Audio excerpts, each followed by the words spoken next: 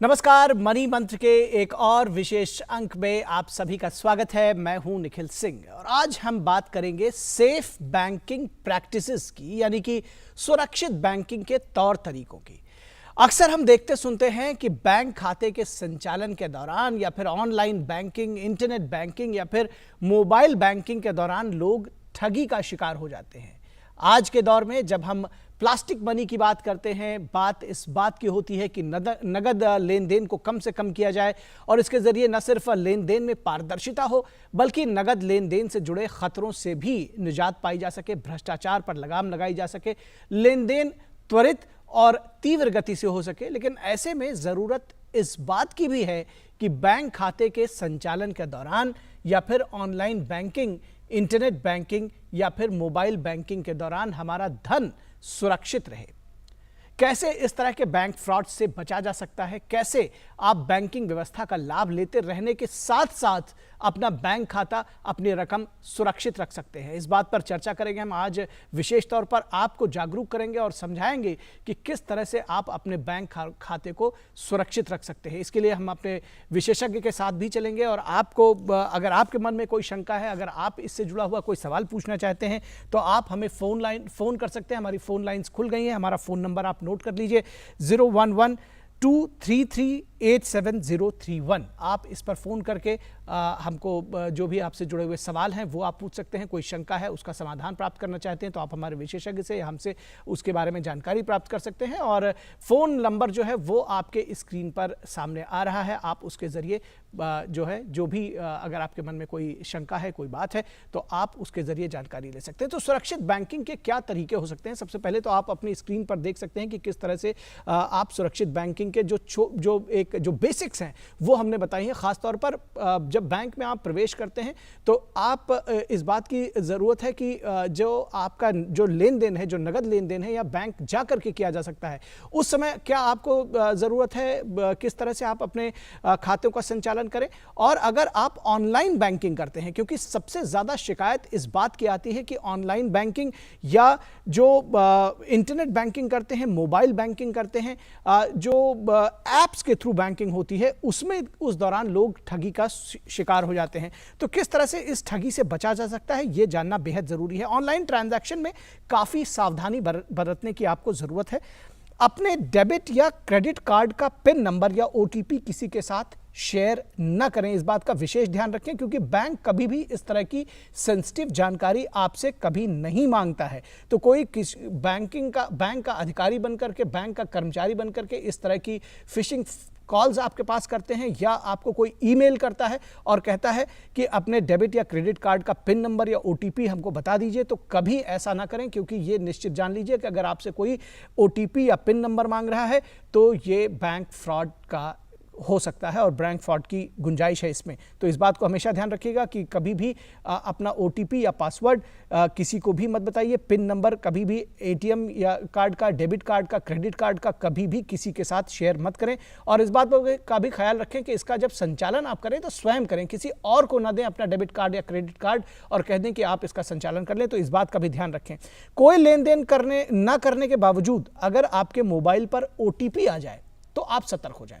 इस बात को भी समझने की जरूरत है कि जब आप कोई नगद लेन देन या ऑनलाइन लेन देन करते हैं, किसी भी तरह का ट्रांजैक्शन करते हैं, तो आपके मोबाइल पर उस लेन देन को आगे बढ़ाने के लिए, उसकी सुरक्षा सुनिश्चित करने के लिए ओटीपी आता है, वन टाइम पासवर्ड आता है। लेकिन अगर आप ऐसा नहीं कर रहे हैं और उसके बावजूद अगर आपके मोबाइल पर कोई ओटीपी नंबर आता है तो इस पर आप सतर्क हो जाएं और समझ जाएं कि कोई आपके खाते के साथ में छेड़छाड़ कर रहा है, कोई भुगतान लेने की कोशिश कर रहा है। ऐसे में आप अपने बैंक से तुरंत संपर्क करें और बताएं कि आपके खाते के साथ में इस तरह से कोई छेड़छाड़ कर रहा है, कोई इसमें फ्रॉड करने की कोशिश कर रहा है। तो इस बात का एक कहीं ना कहीं इंडिकेटर है, इससे आप सुरक्षित हो जाए।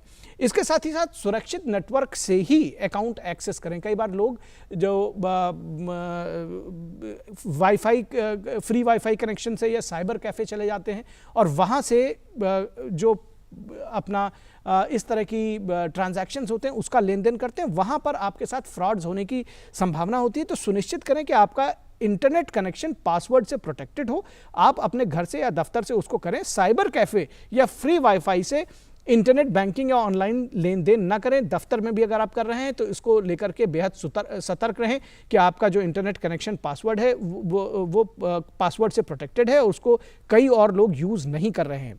ऑनलाइन ट्रांजैक्शन करते समय साइट के सुरक्षित होने का संकेत भी देख लें, ये भी एक बड़ी चीज़ है, क्योंकि कई बार इस तरह की जो साइट्स होती हैं वो दरअसल सुरक्षित होती नहीं हैं, वो उससे मिलती जुलती होती हैं और वो फिशिंग साइट्स होती हैं। इसलिए आप इस बात को सुनिश्चित कर लें कि जो आपका ऑनलाइन ट्रांजैक्शन जब आप करें तो आपकी साइट सुरक्षित हो और ब्राउज़र स्टेटस बार पर लॉक आइकन या HTTPS URL जहां S उसके सुरक्षित होने की पहचान है, उसको आप सुनिश्चित कर लें कि किसी भी तरह से ये कोई फर्जी वेबसाइट नहीं है, क्योंकि इस तरह की मिलती जुलती वेबसाइट से जो लगेगा कि ये बैंक की वेबसाइट है या आपके जिस वेबसाइट के जरिए आप ट्रांजैक्शन करते हैं वो वेबसाइट है, जबकि वो उससे मिलती जुलती वेबसाइट है और आपके एक बार जो पासवर्ड या OTP या जो भी गुप्त जानकारियां हैं उस आपके एड्रेस से लेकर के बैंकिंग से लेकर के उससे लेकर के आपके साथ में फ्रॉड्स हो सकता है। तो इस बात का ध्यान रखें कि जो आप जिस वेबसाइट पर काम कर रहे हैं, ऑनलाइन ट्रांजैक्शन कर रहे हैं, उसमें साइट जो है वो सुरक्षित है और बैंक की ही वेबसाइट है या जिस साइट पर आप काम कर रहे हैं वो वही साइट है। ऑनलाइन ट्रांजैक्शन करते समय जब आप साइट का सुरक्षित होने का संकेत देख लेंगे तो आपको इस बात की भी जानकारी करनी है कि जो आपके खाते से जुड़ी हुई, चाहे वो फ़ोन नंबर बदलने की बात हो या फिर एड्रेस बदलने की बात हो, इसकी जानकारी आप ज़रूर तुरंत बैंक को दे दें। इस बात को ध्यान रखें कि आप उसको दे दें कभी भी, और नॉर्मली इसके लिए कोशिश ये करें कि आप बैंक विजिट कर लें और बैंक में जाकर के इस तरह की जो भी जानकारियां उसको अपडेट करा दें।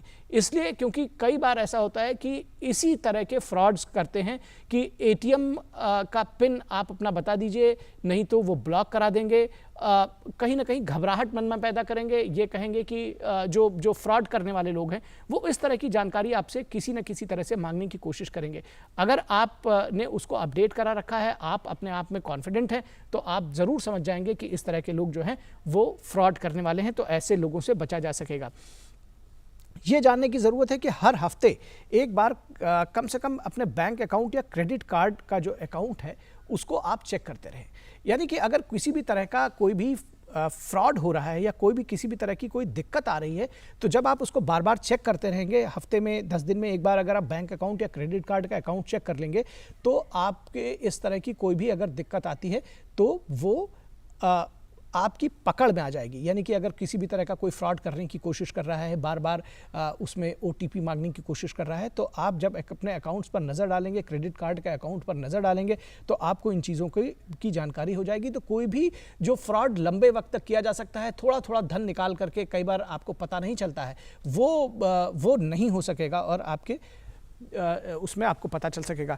तो मोबाइल बैंकिंग के द्वारा सक्रिय रहें और अपने ट्रांजैक्शन पर नज़र रखें। इस बात को ज़रूर रखें कि ऑनलाइन ट्रांजैक्शन में काफ़ी सावधानी बरतने की ज़रूरत है।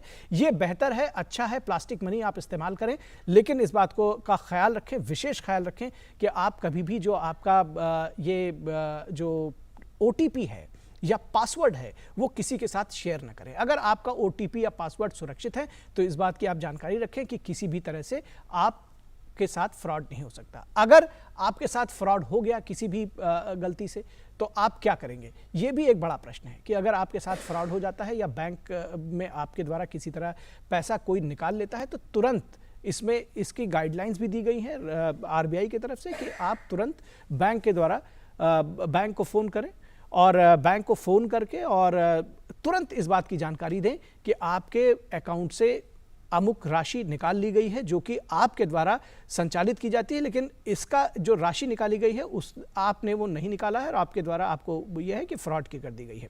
तो इस पर हम और आपको ज़्यादा जानकारी देते रहेंगे। फिलहाल यहाँ रुकेंगे एक छोटे से ब्रेक के लिए, आप कहीं मत जाइएगा, हम जल्द हाजिर होंगे। नमस्ते इंडिया। नमस्ते लैंड। मरहबन इलल हिंद। जरी इंडिया। सलाम इंडिया। नमस्ते इंडिया। नमस्कार भारत।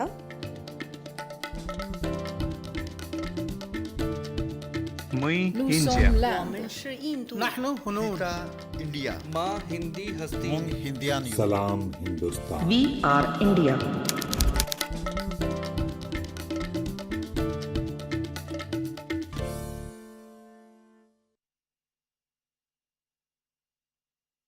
कोरोना से बचाव के उपाय। आपस में कम से कम 1 मीटर की दूरी रखें। हाथों को बार बार साबुन और पानी से धोएं। 60% अल्कोहल आधारित सैनिटाइजर का प्रयोग करें। मास्क से चेहरे को ढक कर रखें। छींकते या खांसते समय नाक और मुंह को रुमाल या टिश्यू से ढकें। प्रयोग किए गए टिश्यू को तुरंत कूड़ेदान में डालें।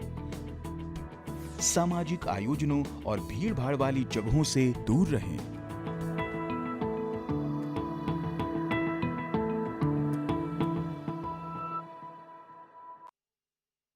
Your window to rising India. India's voice on global platforms. Latest news from India and around the world. In-depth analysis of global headlines. Watch DD India in your country. Available for downlink in Middle East countries. STTV broadcast is available through the satellite GSAT 17 at 93.5 degrees east. HDTV broadcast is available through the satellite GSAT 10 at 83 degrees east. For technical details, scan here. Switch to DD India now.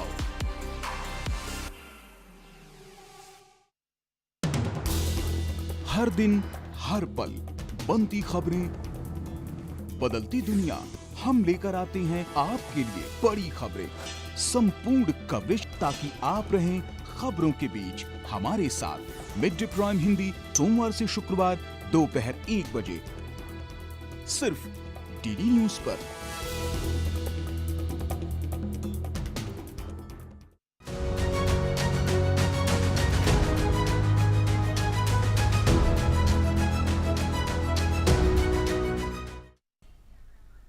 और break के बाद एक बार फिर money मंत्रा में आप सभी का स्वागत है और हम अपनी चर्चा को आगे बढ़ाएंगे कि किस तरह से ऑनलाइन ट्रांजैक्शंस में जो बैंकिंग ट्रांजैक्शंस है उसमें सावधानियां बरतें, लेन देन के क्या कुछ स्वरूप होने चाहिए, ये इस पर हम बातचीत करेंगे और अपनी चर्चा चलाएंगे। फिलहाल हम आपको अपने गेस्ट के साथ जोड़ते हैं जो हमारे मेहमान है, खास मेहमान अनुराग दीप जी हमारे साथ जुड़ रहे हैं जो कि एक्स AGM है इंडियन बैंक के। वो हमारे साथ जुड़ रहे हैं आपके सवालों का जवाब देने के लिए और जो भी शंकाएं होंगी उसका समाधान करने के लिए। आप भी हमारे इस कार्यक्रम से सीधा जुड़ सकते हैं।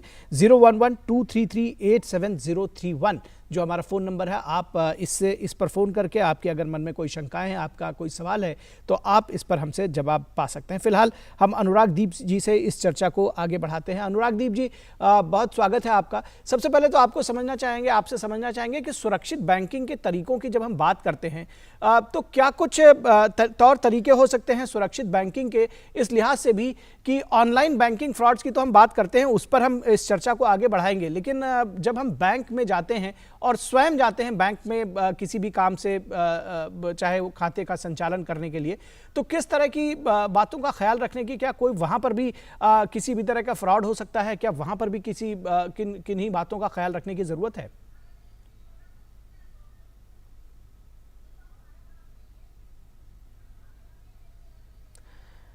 कुछ तकनीकी दिक्कतों की वजह से अनुराग दीप जी से हमारा संपर्क नहीं हो पा रहा है और अनुराग दीप जी के पास हम दोबारा जुड़ने की कोशिश करेंगे। अनुराग दीप जी, अगर आप हमको हमारी आवाज़ मिल पा रही है आपको, तो आपसे जानना चाहेंगे कि online banking, online frauds, internet banking के जरिए मोबाइल बैंकिंग फ्रॉड्स की बात करें उससे पहले हमारे दर्शकों को बताइए कि जब हम बैंक में स्वयं पहुंचते हैं तो सुरक्षित बैंकिंग के तौर तरीके क्या हैं? अगर एक किसी भी खाता धारक को आप बताना चाहें कि सुरक्षित बैंकिंग के क्या तौर तरीके हैं तो किस तरह से बताएंगे? जी धन्यवाद सर। मैं अनुराग दीप बोल रहा हूँ। मैं रिटायर्ड AGM हूँ इंडियन बैंक से और लंबे समय तक मैंने अपना IT डिपार्टमेंट में काम किया है जी। और लोगों को सर मैं यही बताना चाहूँगा आपके माध्यम से कि सबसे इम्पोर्टेंट जो चीज़ है वो ये है कि जैसे कि पूरा सिस्टम बदल गया है, आजकल डिजिटल बैंकिंग का जमाना आ गया है और तो डिजिटल बैंकिंग के ज़माने में हमें बहुत सारी बातों का ध्यान रखना ज़रूरी है। बैंक के अंदर जाके, ब्रांच के अंदर जाके बैंकिंग जो थी उससे ये बहुत भिन्न है। बहुत भिन्न इस सेंस में है कि जितनी भी ट्रांजैक्शन है उसमें आपका जो आइडेंटिफिकेशन है वो किस बात पे बेस है, वो डिजिटल माध्यम में जो आपके स्पेसिफिक केवाईसी की डिटेल्स हैं, आपके जो पासवर्ड है, आपका जो पिन है, ये सब चीजें जो हैं ये बेसिकली मशीन उसको रिकॉग्नाइज करती है कि भाई आप जो हैं सही अकाउंट होल्डर ही हैं, बोनाफाइड अकाउंट होल्डर ही हैं या कोई अन्य व्यक्ति हैं। जी। इसीलिए ये इंफॉर्मेशन जो है इसको सीक्रेट रखना, इसको दूसरे से शेयर ना करना, ये बहुत ही इंपॉर्टेंट है। जी, अनुराग दीप जी, हमारे साथ में एक कॉलर जुड़े हुए हैं छिंदवाड़ा मध्य प्रदेश से, हमें कॉल कर रहे हैं प्रशांत। इनसे बात कर लेते हैं, इनकी प्रश्न ले लेते हैं पहले। प्रशांत जी, स्वागत है आपका, पूछिए अपना सवाल। नमस्कार सर। नमस्कार। मैं ये पूछना चाहता हूँ कि जनरली जो बैंक फ्रॉड होते हैं वो फ्राइडे की शाम में, जब सैटरडे संडे बैंक ऑफ होता है जी, तो फ्रॉड करते हैं। तो ऐसे केसेस में हम क्या कर सकते हैं अपने फ्रॉड को बचाने के लिए? जी अनुराग दीप जी, ये जानना चाहते हैं कि अमूमन ये देखने में आता है कि जो वीकेंड्स होते हैं, सैटरडे संडे, जब बैंक्स बंद होते हैं, ऐसे में बैंक फ्रॉड्स किया जाता है।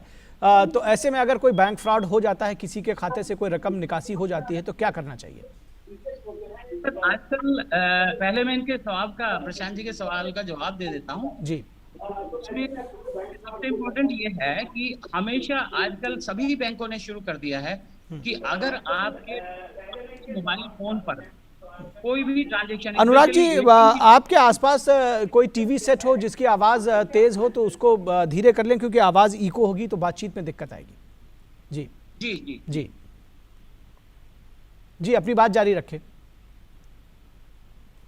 हाँ, तो मैं ये कह रहा था कि इम्पोर्टेंट इसमें सबसे ये है कि जो सभी बैंकों ने क्या किया है, जिस तरह से उन्हें ये पता चलता है कि मेरे अपने लिमिट जो है वो 10,000 तक कर दी है और कुछ बैंकों ने उससे भी कम की है।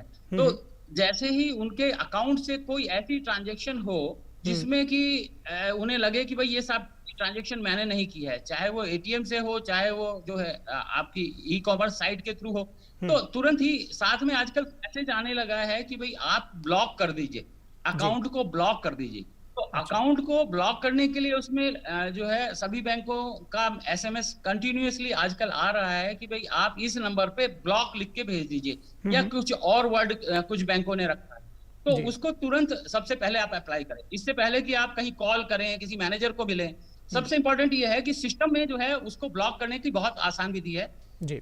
और जिस भी बैंक के आप कस्टमर हैं, अगर आपके पास एसएमएस नहीं भी आ रहा है तो एक बार अपनी ब्रांच में जाके पूछ लीजिए कि अगर मेरे को अपने अकाउंट को ब्लॉक करना है, अपने कार्ड को ब्लॉक करना है, तो इसकी क्या विधि है, कौन सा नंबर है जिसके ऊपर मेरे को एसएमएस करना होगा जी। सभी बैंक ये सुविधा देते हैं एसएमएस वाली, तो वो हमें तुरंत करना चाहिए सर। और उसके बाद फिर जो है उस की रिपोर्टिंग करनी चाहिए, क्योंकि आरबीआई जो है वो इसमें प्रोटेक्शन देता है सर।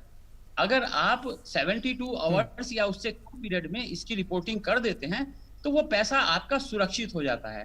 बैंक उसको चेक करता है, ट्रांजैक्शन को चेक करता है, और वास्तव में अगर कस्टमर के साथ कोई फ्रॉड, फाइनेंशियल फ्रॉड हुआ है तो वो पैसा जो है बैंक की जिम्मेदारी है कस्टमर को वापस लौटाने की।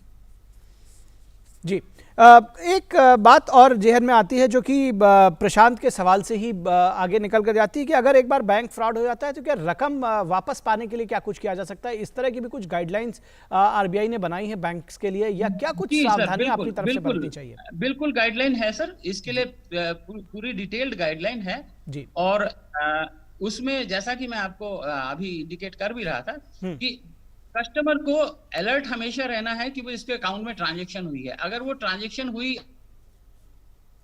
और उसने कहीं रिपोर्ट नहीं किया तो फिर ये है कि भाई आपका पैसा जो है उसके लिए फिर बैंक जिम्मेदार नहीं रहेगा। टाइम लिमिट इसमें जो है वो हो सकता है कुछ बैंकों ने चेंज किया हो, लेकिन आरबीआई की जो गाइडलाइन है वो यही है कि आपको जल्दी से जल्दी, इमीडिएटली, मैक्सिमम विद इन 7 जी। कुछ संपर्क में इस दिक्कत आ रही है अनुराग दीप जी के साथ है ये जी। जी अनुरागदीप जी, आपकी बात हम तक नहीं पहुंच पा रही है। एक बार फिर से आपसे जुड़ने की कोशिश करेंगे और जानने की कोशिश करेंगे कि रकम वापस पाने का कोई तरीका है। आप इसको विस्तार से बता रहे थे, अगर आप हमें सुन पा रहे हो तो एक बार फिर से कोशिश करें। हाँ हाँ, मैं आपको सुन पा रहा हूँ, आप बताइए आप सुन पा रहे हैं तो मैं जी जी बिल्कुल सुन पा रहा हूँ, जी बताइए।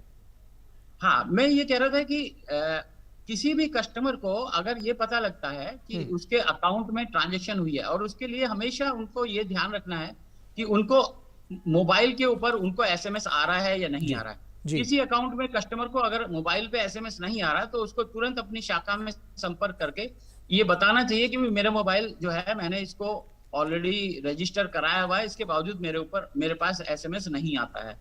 तो ये चीज बड़ी इंपॉर्टेंट है, क्योंकि कुछ भी ट्रांजैक्शन की जो इंफॉर्मेशन है कस्टमर को इमीडिएटली तभी पता लगेगी जब उसके मोबाइल पे वो एसएमएस आएगा।